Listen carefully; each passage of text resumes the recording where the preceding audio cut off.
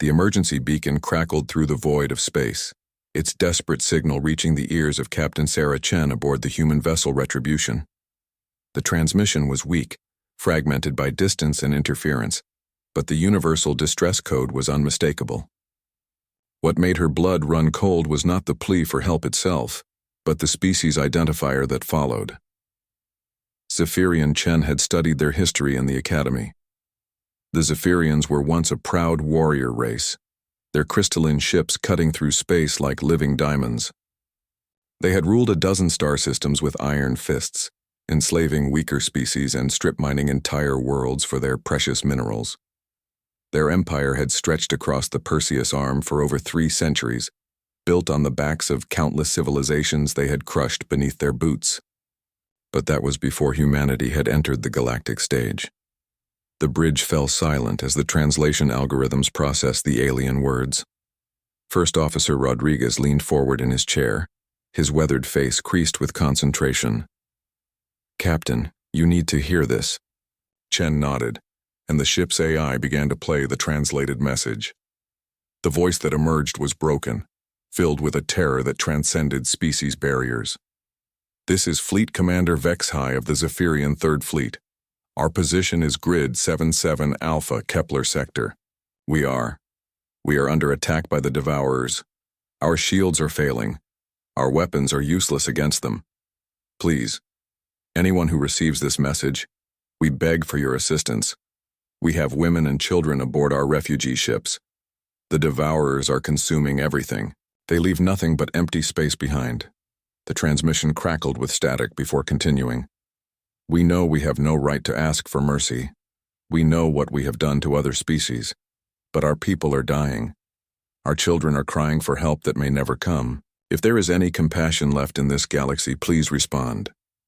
We will surrender all territorial claims. We will submit to any tribunal. We just want our families to survive."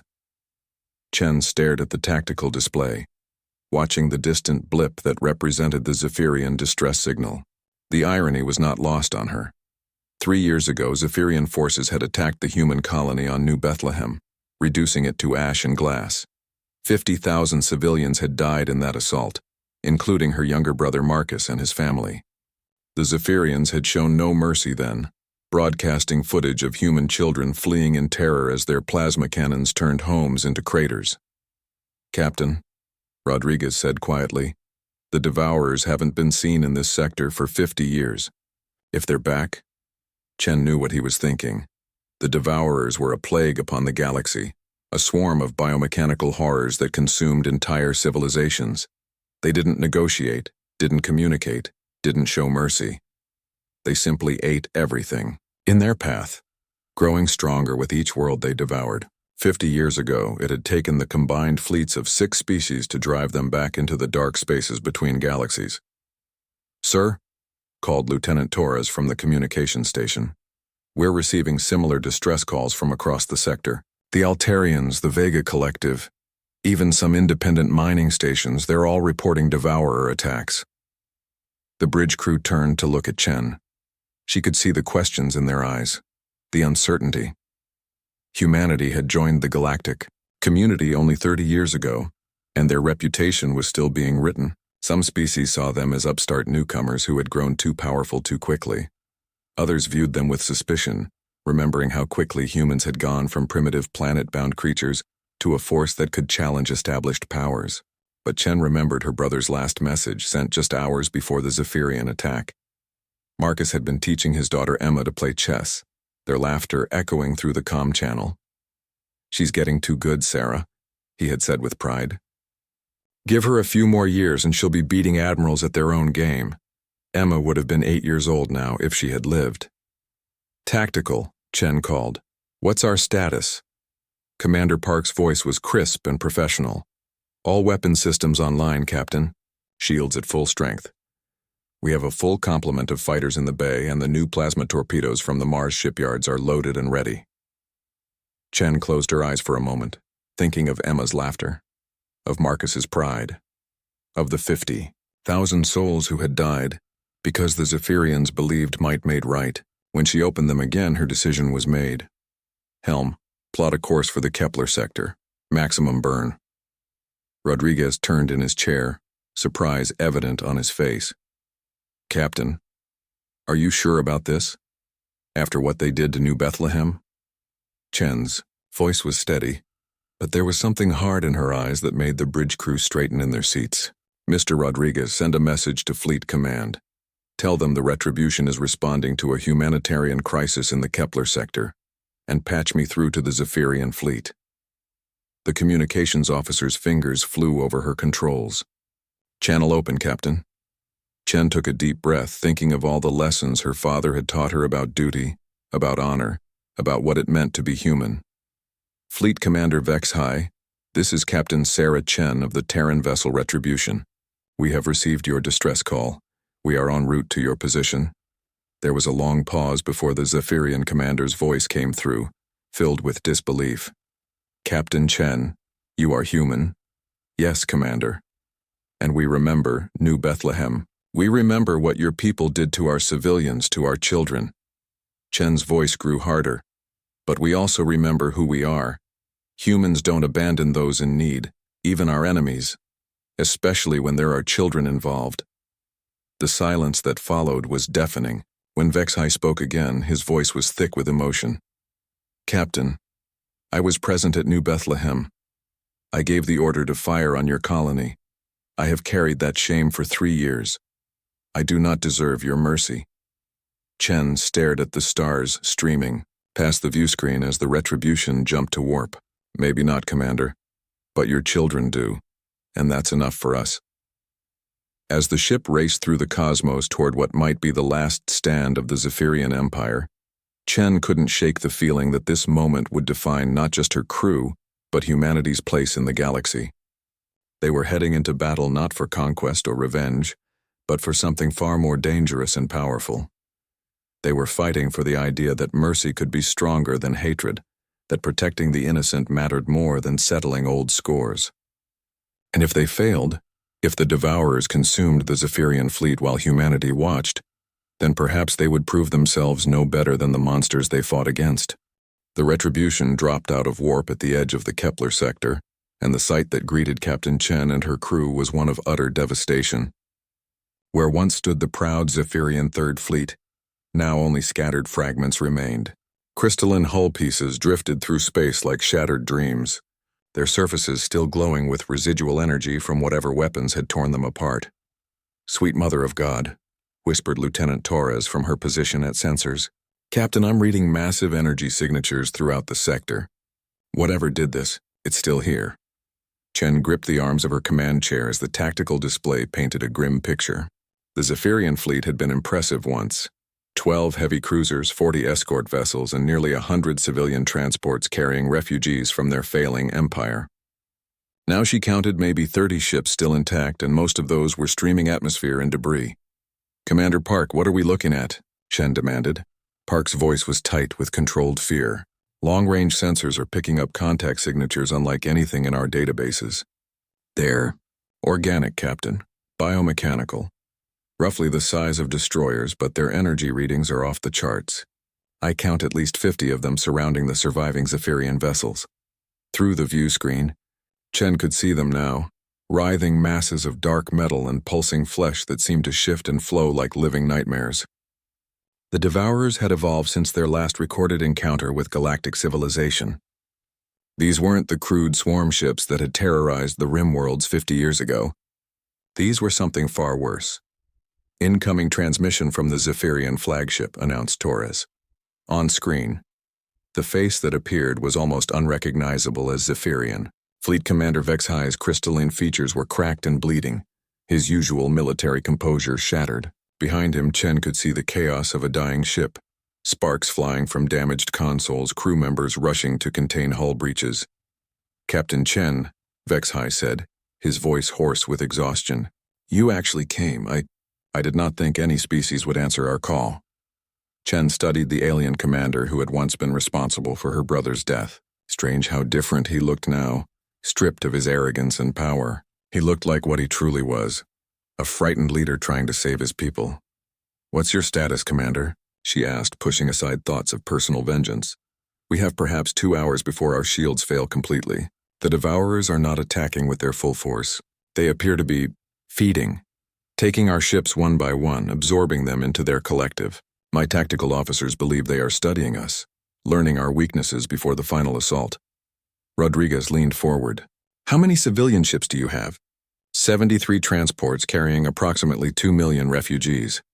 Most are families from our outer colonies fleeing the advance of the Devourer swarm. They have no weapons, minimal shields. If your ship withdraws now, Captain, I will not blame you. This is not your fight. Chen almost laughed at the bitter irony. Not their fight? The Devourers had consumed entire species before, leaving nothing but empty space and drifting asteroids. If they weren't stopped here, they would continue their rampage across the galaxy, eventually reaching Earth itself. Commander Park, she called. Analysis of enemy forces. The Devourer ships are unlike anything we've faced before, Captain. They appear to be adapting to Zephyrian weapons in real time.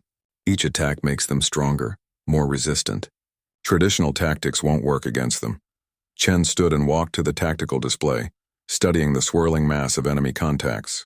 Her mind raced through possibilities, strategies learned at the academy and refined through years of conflict. The Devourers were stronger, more numerous, and they were learning. But they had one weakness that Chen hoped they hadn't overcome. Torres, patch me through to all human vessels in the sector, Captain. We're the only Terran ship in range. No, we're not. Chen smiled grimly. Send a coded burst transmission on all human emergency frequencies. Authorization code Chen Alpha 7. Tell them the poker game is starting and we need all players at the table. Rodriguez raised an eyebrow. Ma'am? Mr. Rodriguez, how many human merchant vessels passed through this sector in the last week? Understanding dawned on the first officer's face. At least a dozen, Captain. Maybe more. The one thing about human merchants, Chen continued, is that they never travel alone, and they never leave a distress call unanswered, especially when it involves fighting something that threatens trade routes. As if summoned by her words, the communications board lit up with incoming signals. The first voice to respond was gravelly and familiar. Captain Morrison of the merchant vessel Free Trader, a former Terran Navy officer who had served alongside Chen during the Proxima Rebellion. Sarah, you magnificent lunatic. What have you gotten yourself into this time? More voices joined the channel. Captain Rodriguez of Star Wanderer, Captain Liu of Prospector's Dream, even the notorious smuggler Jake Havoc Henderson aboard Lucky Strike. Within minutes, Chen counted 15 human vessels decloaking or dropping out of warp nearby, their captains eager for a fight. Well, I'll be damned, muttered Commander Park. Where did they all come from? Mr. Park, you're thinking like a Navy officer, Chen replied. Human merchants don't just trade goods. They trade information, favors, and promises of mutual aid. Half the galaxy thinks we're crazy because we'll drop everything to help a stranger in trouble. They're not wrong. The Devourer swarm seemed to sense the change in the tactical situation. The writhing ships began to move with more purpose, forming attack patterns that spoke of alien intelligence and predatory hunger. All vessels, this is Captain Chen aboard Retribution, she broadcast on the general frequency. We have approximately 2 million civilians under threat from a Devourer swarm. Rules of engagement are simple. We hurt them, we save lives, and we remind the galaxy why humanity doesn't back down from a fight. Captain Morrison's laughter echoed through the comm channel. Sounds like my kind of party, Sarah. What's the plan? Chen looked at the tactical display one more time, calculating odds and possibilities. The Devourers had numbers and individual firepower, but they were facing something they had never encountered before, human stubbornness backed by human ingenuity.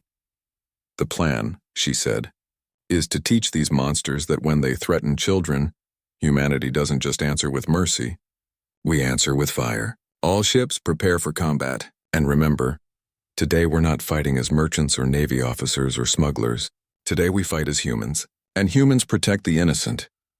The Devourer swarm began to accelerate toward the mixed fleet of human vessels and desperate Zephyrian survivors. But for the first time since the attack began, Fleet Commander Vexhai felt something he had not expected to feel again. Hope. The first wave of Devourer ships came like a tide of living metal and corrupted flesh, their forms shifting and adapting as they moved through space.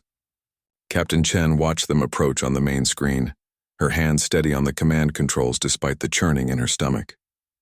These weren't just ships. They were abominations that violated every natural law she understood. "All vessels hold formation," she commanded through the comm channel. "Wait for my signal." The improvised human fleet had arranged itself in a protective arc around the surviving Zephyrian ships. 15 vessels of various sizes and classifications, from Morrison's heavily armed free trader to Henderson's nimble Lucky Strike, formed a wall of defiance against the approaching swarm. "Captain," reported Commander Park, "the Devourer lead ships are beginning to emit some kind of scanning beam." "They're probing our defenses," Chen nodded grimly. This was exactly what she had hoped for. The Devourer's greatest strength, their ability to adapt and learn from their enemies, was about to become their weakness. "Torres, signal all human vessels. Activate Protocol 7. Lieutenant Torres's eyes widened slightly, but she followed orders without question. Across the human fleet, ships that had appeared to be standard merchant vessels began to transform. Hidden weapon ports opened, revealing military-grade plasma cannons. Defensive arrays that had been disguised as sensor equipment suddenly came online, projecting overlapping shields that turned the entire formation into a fortress. The Devourers hesitated, their scanning beams working furiously to understand this new development. They had analyzed the Zephyrian fleet for hours, learning to counter every weapon and defense system. But these human ships were showing capabilities that hadn't existed moments before. "Ma'am," called Lieutenant Torres. "Incoming transmission from Fleet Commander Vexhai." "Put him through." The Zephyrian commander's face appeared on a side screen, his expression a mixture of amazement and confusion. "Captain Chen, your ships?" "They are not what they appeared to be." Chen allowed herself a small smile. "Commander, the first thing you need to understand about humans is that we're very good at hiding our true capabilities until we need them. The second thing is that we never ever travel unprepared for trouble." What Vexhai was witnessing was the result of 3 decades of human paranoia and ingenuity. After first contact with hostile alien species, Earth's government had quietly implemented a policy that no human vessel could leave the solar system without sufficient defensive capabilities to protect itself. Even the humblest cargo hauler carried enough firepower to level a city. "All ships," Chen announced, "implement scatter pattern Delta. Make them chase us." The human formation suddenly exploded outward, each vessel racing in a different direction. The Devourers, confused by this apparently panicked retreat, split their forces to pursue multiple targets. It was exactly what Chen had hoped they would do. "Now," she shouted. Morrison's free trader suddenly reversed course, its hidden torpedo tubes launching a spread of quantum warheads directly into the nearest Devourer ship. The explosions tore through the creature's biomechanical hull, sending chunks of twisted metal and organic matter spinning through space. But instead of dying, the Devourer began to regenerate, its wounds sealing with disturbing speed. "Well, that's new," muttered Morrison over the comm. "These things heal faster than a politician's reputation." Chen had expected this. The reports from 50 years ago had mentioned the Devourer's regenerative capabilities. But humans had learned a few new tricks since then. "Captain Liu, you're up," she called. The prospector's dream swept in from another angle, but instead of conventional weapons, it deployed something the Devourers had never encountered: a swarm of nanite-laced mining charges. The tiny robots, originally designed to break down asteroids at the molecular level, swarmed over the regenerating Devourer ship like a plague. The alien vessel's healing process suddenly stopped, then reversed. Its hull began to dissolve as the nanites consumed the very materials it was trying to use for repairs. "Nanites," Chen explained to the watching Zephyrian commander. "They break down complex organic compounds into base elements. The Devourers can regenerate, but they can't regenerate from nothing." The Devourer swarm reacted with sudden fury, converging on the human ships with renewed aggression. Their forms began to shift more rapidly, adapting in real time to counter the nanite threat. "They're learning," reported Park grimly. "The lead ships are developing some kind of electromagnetic field that's disrupting the nanites." Chen nodded. She had expected this too. Henderson, time for the wild card. Jake Havoc. Henderson was the most notorious smuggler in human space, a man who had made a career of staying one step ahead of both the law and various criminal organizations. His ship, the Lucky Strike, looked like a rust bucket held together with duct tape and prayers. But Chen knew better. With pleasure, Captain, Henderson replied, his voice filled with malicious glee. I've been saving this for a special occasion. The Lucky Strike suddenly accelerated toward the largest Devourer ship, seeming to ignore all sense of self-preservation. The alien vessel, recognizing an easy target, extended massive tendrils to grab and consume the apparently helpless human craft. The moment the tendrils made contact, Henderson triggered his secret weapon, a dimensional charge he had stolen from a derelict research station 3 years earlier. The explosion didn't just damage the Devourer ship. It created a temporary rift in space-time that folded the creature in on itself. The screaming sound that emerged from the dying Devourer was like nothing anyone had ever heard. A wail that seemed to come from dimensions beyond normal space. The other Devourer ships suddenly stopped their attack, their forms trembling as they experienced something they had never known before. Fear. Impossible, whispered Vex-High. The Devourers know no fear. They are a force of pure consumption. Commander, Chen replied, meet humanity. We specialize in doing the impossible. The human fleet regrouped, forming a tighter defensive formation around the Zephyrian survivors. But Chen knew this was just the beginning. The Devourer swarm still outnumbered them 3-1, and they would adapt quickly to counter these new threats. All ships prepare for the second wave, she commanded. And remember, we're not just fighting for the Zephyrians. We're fighting to show the galaxy that there's still hope in the darkness. The surviving Devourer ships began to merge and reshape themselves, combining their biomass into larger, more powerful forms. They were learning, adapting, preparing for the next phase of the battle. But they had made one crucial mistake. They had given humanity time to think, to plan, and to remember why they never surrendered. As the reformed Devourer swarm began its second attack run, Captain Chen smiled coldly. The monsters were about to discover that human mercy came with a price, and that price was written in fire and fury across the stars. The reformed Devourer ships were monstrosities beyond imagination. Where once there had been 50 individual vessels, now 12 massive amalgamations of twisted metal and pulsing flesh swept toward the human Zephyrian formation. Each was the size of a battleship but moved with the fluid grace of a living creature. My God, breathed Commander Park as the tactical display updated with new threat assessments. Captain, these things are reading off the scale. Power levels are approaching stellar magnitude. Chen studied the approaching horrors through the view screen. The Devourers had learned from their first encounter with human weapons. Their new forms bristled with adaptive armor that shifted constantly, never presenting the same surface twice. They had countered the nanites by developing internal electromagnetic fields. They had responded to the dimensional weapon by distributing their mass across multiple redundant nodes, but they still didn't understand what they were truly fighting. Torres, patch me through to the Zephyrian flagship, Chen ordered. Fleet Commander Vex-High's face appeared on screen, his expression grim but resolute. Behind him, Chen could see Zephyrian officers working frantically at damaged stations. Commander, I need you to do something that goes against every military instinct you have, Chen said. I need you to order all your remaining warships to stand down, power down weapons, lower shields, and move behind our formation. Vex-High's eyes widened in shock. Captain Chen, with respect, that would leave us completely defenseless. If your plan fails, if my plan fails, those ships won't make any difference anyway, Chen replied bluntly. But if it succeeds, we're going to need every civilian transport you have operational to evacuate survivors. The Zephyrian commander stared at her for a long moment, weighing the madness of trusting his people's lives to the humans who had every reason to hate them. Finally, he nodded. Very well, Captain.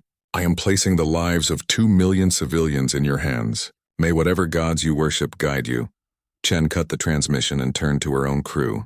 The bridge was tense but focused, every officer understanding the weight of what they were attempting. Mr. Rodriguez, signal all human vessels. Phase 2 is now in effect. Rodriguez nodded grimly. Aye, Captain. All ships implement Omega Protocol. What happened next would have seemed like suicide to any military observer. The 15 human ships suddenly broke formation, each vessel racing toward the approaching Devourer fleet at maximum speed. No coordination, no tactical formation. Just 15 apparently panicked ships fleeing in different directions. The Devourers, encouraged by this display of apparent cowardice, split their formation to pursue individual targets. Their adaptive forms began to shift again, optimizing for high-speed pursuit and capture. They never suspected it was a trap. Morrison, you're clear for Maneuver 7, Chen called through the comm. Copy that. Sarah, time to show these things why they shouldn't mess with truck drivers. Morrison's free trader suddenly reversed course and rammed directly into the nearest Devourer ship.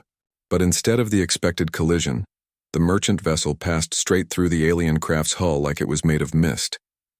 The Devourer ship froze in space, its biomechanical systems convulsing wildly. Morrison had activated a prototype phasing device stolen from a failed military research project, allowing his ship to temporarily exist in multiple dimensions simultaneously. As he passed through the alien vessel, the free trader's hull had disrupted the Devourer's quantum coherence field. One down, Morrison reported cheerfully as the alien ship collapsed into constituent atoms. These things really don't like having their molecular structure rearranged. Captain Liu's prospector's dream executed a similar maneuver, but her approach was different. Instead of phasing technology, she used a gravitational mine, a device that created a localized black hole for exactly 3 seconds. The Devourer ship she targeted was stretched into a thin line before being consumed entirely. 2 down, Liu called, and that was a lot more satisfying than I expected. But the remaining Devourer ships were adapting again, their forms shifting to counter these new threats. Their hulls began to emit strange energies that disrupted phasing technology and deflected gravitational anomalies. They're learning too fast, reported Park. Captain, at this rate, they'll counter everything we have within the next 10 minutes. Chen nodded. She had expected this too. The Devourer's greatest strength was their adaptability, their ability to evolve countermeasures to any threat. But they had one fundamental weakness that they couldn't adapt away from. They were thinking like machines. All ships. Implement final protocol, she commanded. Henderson's voice crackled through the comm with barely contained excitement. Finally. I've been waiting my whole career for this. What happened next would be analyzed by military strategists for decades to come. The remaining human ships suddenly stopped trying to use exotic weapons or advanced technology. Instead, they began to behave completely irrationally. Henderson's Lucky Strike began spinning wildly, while broadcasting ancient Earth music at maximum volume. Captain Rodriguez's Star Wanderer started firing random bursts from different weapons simultaneously, creating a chaotic light show that made no tactical sense. Other ships began executing impossible maneuvers, flying in patterns that defied logic or strategic purpose. The Devourers, programmed to adapt to logical threats, found themselves facing something they couldn't comprehend: pure, concentrated human chaos. You see, Chen explained to the bewildered Vexhai over a private channel, the Devourer's greatest strength is also their greatest weakness. They adapt by analyzing patterns, predicting behavior, countering logical strategies. But humans don't always behave logically. As she spoke, Morrison's free trader suddenly stopped spinning and fired every weapon it had at a completely empty section of space. The blast created a temporary gravity well that pulled 3 Devourer ships off course, sending them tumbling into each other. Sometimes, Chen continued, the best strategy is no strategy at all. Sometimes you have to embrace the chaos and make it work for you. The Devourer ships were now firing wildly in all directions, their adaptive algorithms overloaded by trying to counter tactics that made no sense. They began to collide with each other, their forms merging and separating in increasingly erratic patterns. Now, Chen shouted. The moment the Devourers were at maximum confusion, every human ship simultaneously opened fire with conventional weapons, plasma cannons, missiles, railguns, technologies that were centuries old and utterly predictable. The Devourers, still trying to counter the chaos they had just experienced, were completely unprepared for such basic attacks. Their adaptive defenses were configured for exotic threats, leaving them vulnerable to simple kinetic force and directed energy. One by one, the massive alien ships began to explode, their death screams echoing across multiple dimensions. Within minutes, the space around the Zephyrian refugee fleet was clear except for drifting debris. Well, said Henderson's voice over the comm, that was definitely the weirdest battle I've ever been in, and I once fought a space pirate who used trained dolphins as weapons. Chen allowed herself a moment to savor the victory before reality set in. They had won this battle, but the war was far from over. The Devourer swarm was vast, and this had been just a small portion of their forces. All ships. Damage report, she called. The responses came back quickly. Minor hull damage, depleted energy reserves, but no casualties. Somehow, impossibly, they had emerged from a battle with the galaxy's most feared predators without losing a single human life. "Captain Chen," came Vexhi's voice, filled with something approaching awe. "Your species. You are unlike anything we have encountered. How did you know such tactics would work?" Chen smiled grimly as she looked at the stars beyond the view screen. "Commander, there's something you need to understand about humanity. We don't just fight to win, we fight to prove that hope is stronger than despair. That mercy is stronger than hatred, and that sometimes the greatest victory comes from saving your enemies instead of destroying them." The aftermath of the battle revealed the true scope of the Devourer threat. As the human and Zephyrian ships regrouped, long-range sensors began picking up disturbing readings from across the sector. The defeated fleet had been just the advanced scouts of something far more terrifying. "Captain," Lieutenant Torres reported, her voice tight with controlled fear. "We're detecting massive energy signatures approaching from the galactic rim. Whatever's coming, it's at least 100 times larger than what we just faced." Chen studied the tactical display with growing dread. The sensor readings showed a wall of biomechanical horror stretching across multiple star systems, consuming everything in its path. Entire worlds were being stripped of life, their matter converted into more Devourer ships. "Fleet Commander Vexhi," she called through the communications channel, "we need to discuss evacuation procedures. This sector is about to become uninhabitable." The Zephyrian commander's image appeared on screen, his crystalline features etched with exhaustion and desperate hope. "Captain Chen, our refugee ships can hold perhaps 3 million beings if we completely abandon comfort and safety protocols. But there are 12 inhabited systems in the Devourer's path, with a combined population of nearly 50 million souls." The bridge fell silent as the implications sank in. Even with every available transport, they could save perhaps 1 in 15 beings. The rest would face the same fate that had befallen countless civilizations before them: complete consumption by an enemy that knew no mercy. "Ma'am," Commander Park said quietly, "we're receiving distress calls from across the sector. The Altarian Defense Force, the Vegan Collective, independent colonies, they're all requesting immediate evacuation assistance." Chen closed her eyes, thinking of her brother Marcus and the lessons their father had taught them about impossible choices. Sometimes being human meant accepting that you couldn't save everyone, but it also meant never stopping trying. "Torres, send a coded burst transmission to Earth Command. Priority Alpha. Authorization Chen 77 Omega. Tell them we need everything they can send, and we need it yesterday." "Captain," Rodriguez said hesitantly, "Earth is 3 months away at maximum warp. Even if they respond immediately, they won't be coming from Earth," Chen interrupted. "Mr. Rodriguez, what do you know about the Terran Emergency Response Network?" Rodriguez frowned. "I thought that was just a rumor, ma'am. Stories about hidden supply depots and emergency fleets positioned throughout human space." Chen smiled grimly. "Mr. Rodriguez, the one thing you can count on with humans is that we prepare for the worst possible scenario, and then prepare for something worse than that." As if summoned by her words, the communications board suddenly lit up with incoming signals. But these weren't distress calls. They were identification codes from vessels that shouldn't have existed. "This is Admiral Sarah Mitchell aboard the Indomitable," came a crisp voice over the channel. "Captain Chen, we received your emergency signal." "How many refugees are we evacuating?" Chen's jaw nearly dropped. Admiral Mitchell was her former commanding officer, a woman who had supposedly retired to a quiet desk job on Proxima Station 3 years earlier. "Admiral? What are you doing out here?" "Oh, you know me, Sarah. I never could resist a good rescue mission. Plus, when someone activates a priority alpha beacon, certain protocols automatically engage. Prepare to be amazed." Over the next hour, Chen watched in stunned silence as ships began appearing throughout the sector. Not just military vessels, but massive civilian transports, mobile hospitals, engineering ships capable of stripping entire cities and relocating them in space. The Terran Emergency Response Network had revealed itself, and its scope was breathtaking. "My God," whispered Vexhi as he watched the display. "How many ships do your people have?" "Honestly," Chen replied, "I'm not sure anyone knows the exact number. Humans have been exploring and colonizing for 30 years, but we've also been building. Every time we establish a new colony, we make sure it can defend itself and help others if needed. The rescue operation that followed would become legendary throughout the galaxy. Human ships worked alongside former enemies, their crews pushing themselves to the limit to save as many lives as possible. Zephyrian civilians found themselves aboard human transports, sharing food and space with the children of beings their empire had once enslaved, but it was the actions of a single human that would define the operations.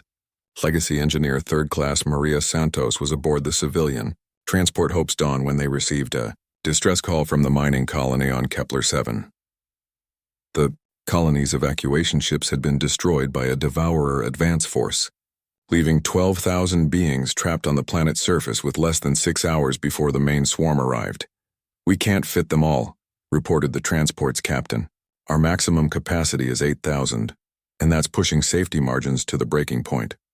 Santos, who had lost her own family to a mining accident years earlier, stepped forward with a solution that violated every safety protocol in the book. "Captain, what if we strip out everything non-essential? Life support, artificial gravity, even structural bulkheads. We can create a life support bubble around the core and pack everyone into that space."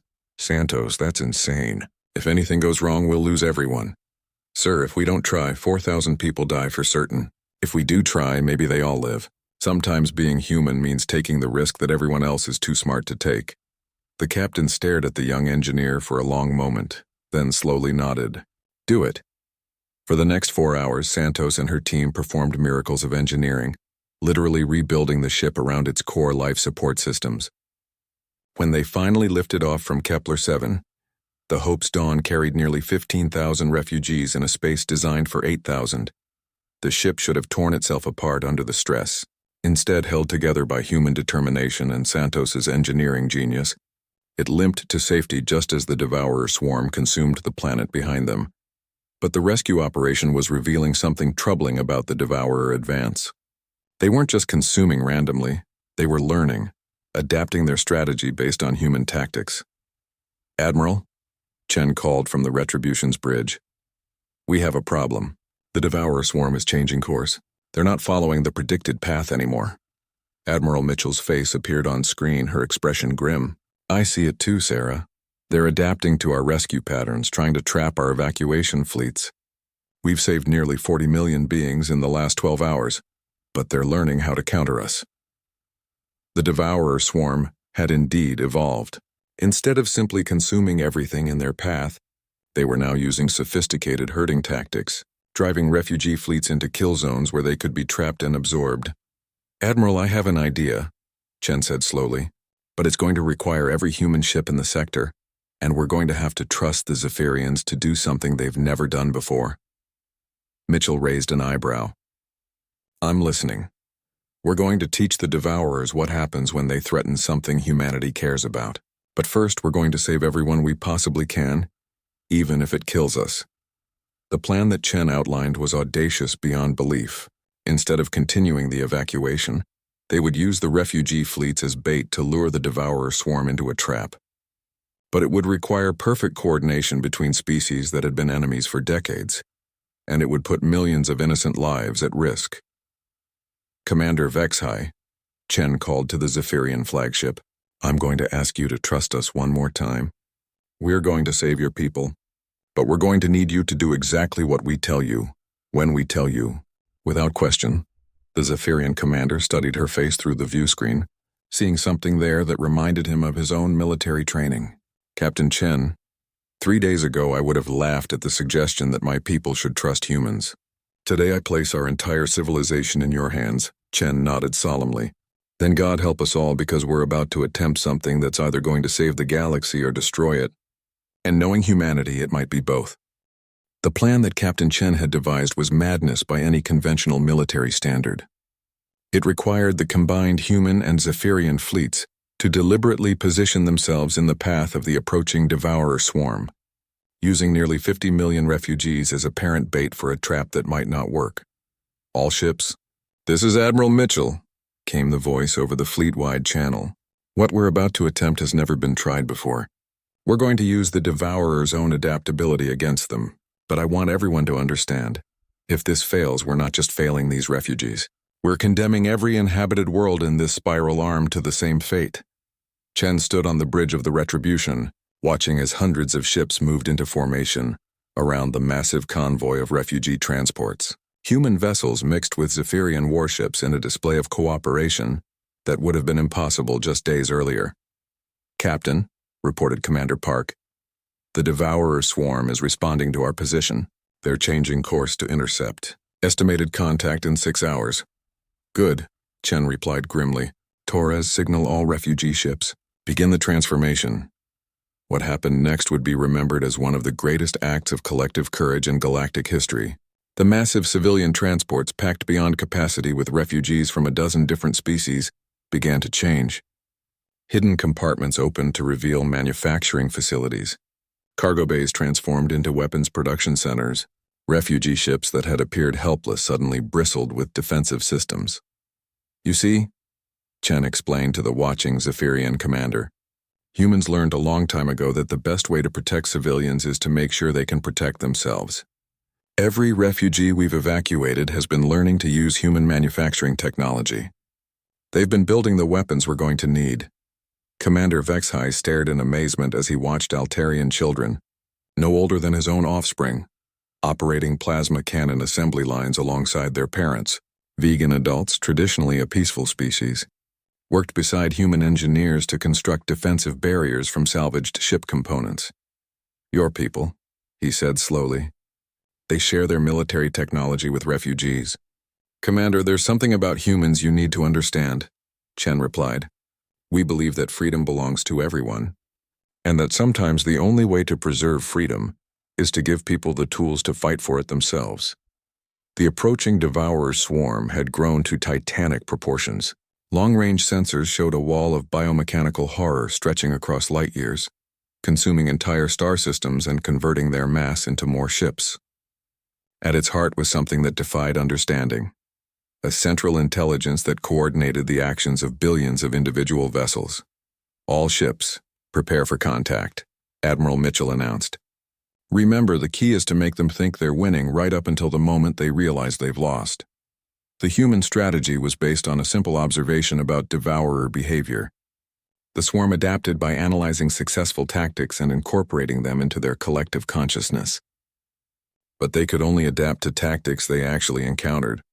Phase 1, execute, Chen commanded.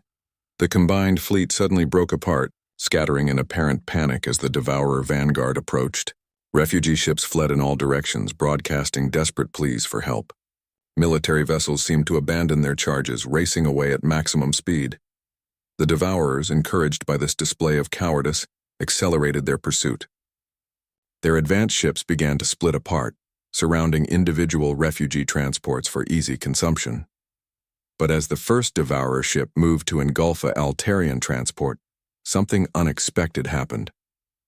The refugee ship's hull suddenly exploded outward, revealing a massive antimatter charge that had been constructed in the transport's makeshift weapons factory. The explosion vaporized 3 Devourer ships and damaged a dozen others. Phase 2, Chen called. Across the scattered fleet, refugee ships began to reveal their true nature. What the Devourers had assumed were helpless civilians were actually floating weapons, factories crewed by beings who had lost everything to this enemy and were eager for revenge. But the Devourers adapted quickly. Their ships began to develop new scanning techniques, learning to identify the hidden weapons before ships could detonate. Their tactics shifted to long-range consumption, using energy beams to strip apart their targets from a safe distance. "They're learning too fast," reported Park. "At this rate, they'll counter everything we have within the hour." Chen nodded. This was the critical moment, the point where her plan would either succeed brilliantly or fail catastrophically. "All ships, implement final protocol," she commanded. "Show them what it really means to face humanity."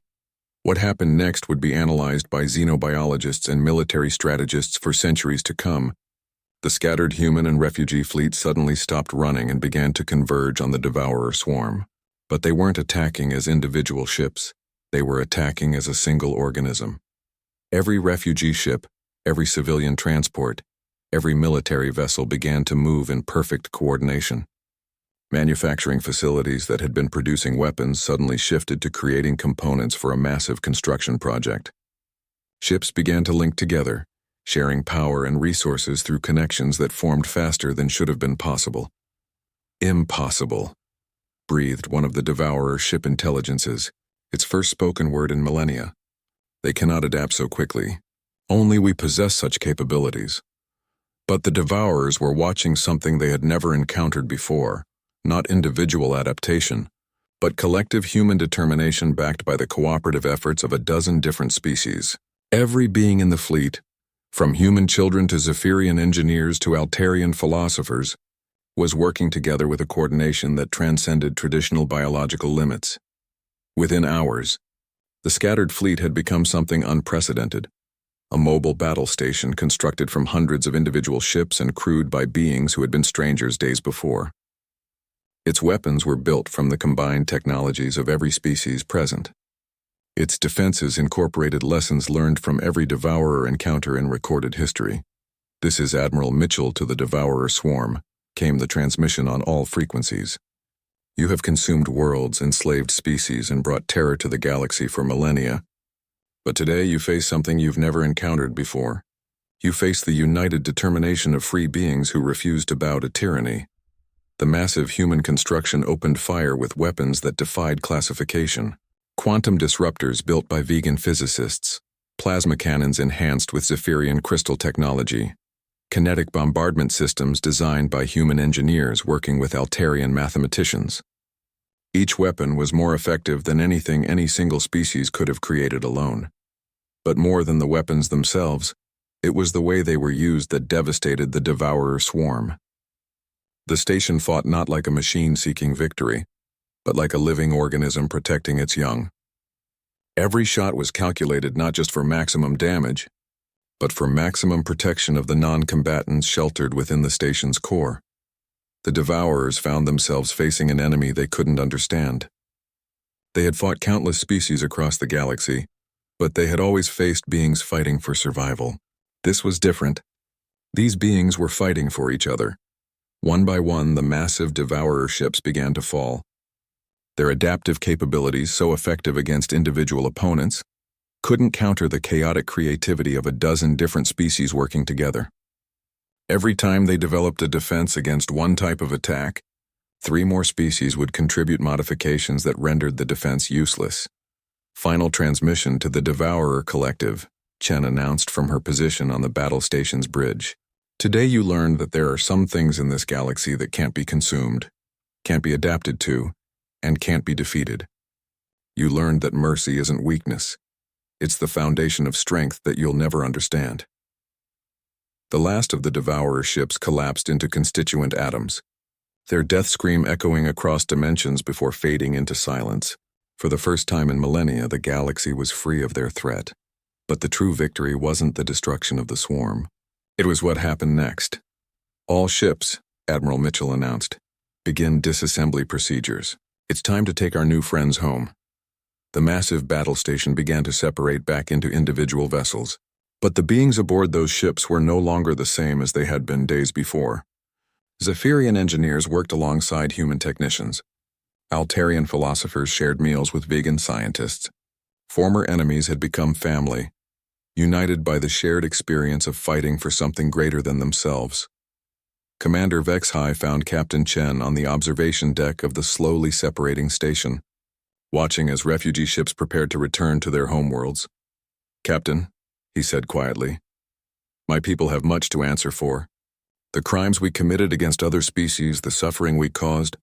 How do we begin to make amends?" Chen was quiet for a long moment, thinking of her brother Marcus and the lessons their father had taught them about forgiveness and justice. "Command,"